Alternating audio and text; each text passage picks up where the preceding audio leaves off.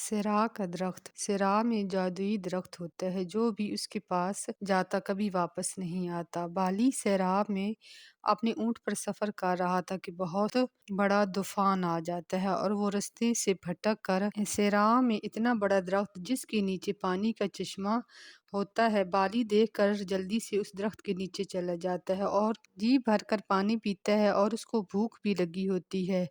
وہ کہتا ہے کہ کاش یہاں پر کھانا ہوتا، اتنے میں بہت اچھے اچھے کھانے آ جاتے ہیں۔ بالی جی بھر کر کھانا کھاتا ہے۔ اس درخت کے نیچے جو بھی وہ سوچتا پورا ہو جاتا۔ وہ کہتا ہے کاش یہاں پر بستر ہوتا، اتنے میں وہاں پر بستر آ جاتا ہے اور وہ آرام سے وہاں پر سو جاتا ہے۔ جب اس کی آنکھ کھلتی ہے تو وہ کیا دیکھتا ہے کہ اس کے پاس اچھے اچھے کھانے، پانی اور بہت ہی خوبصورت پھول ہوتے ہیں۔ وہ سوچتا ہے کہ صحرا میں نے آج تک نہ سنا نہ دیکھا کہ اتنا کچھ صحرا کے اندر ہوتا ہے۔ وہ سوچتا ہے کہ کہیں یہ جن کی جگہ تو نہیں ہے۔ یہ سوچتی ہی وہ جگہ بہت ڈراؤنی بن جاتی ہے۔ بستر بہت بڑا جن بن جاتا ہے جو اس کو کھانے کی کوشش کرتا ہے۔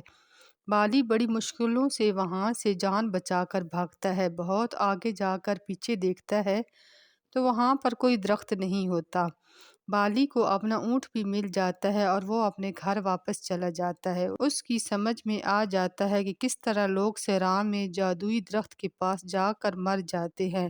وہ اپنے علاقے والوں کو درخت کے بارے میں بتاتا ہے، پھر جو بھی اس درخت کو صحرا میں دیکھتا تو اس کے پاس کوئی نہ جاتا۔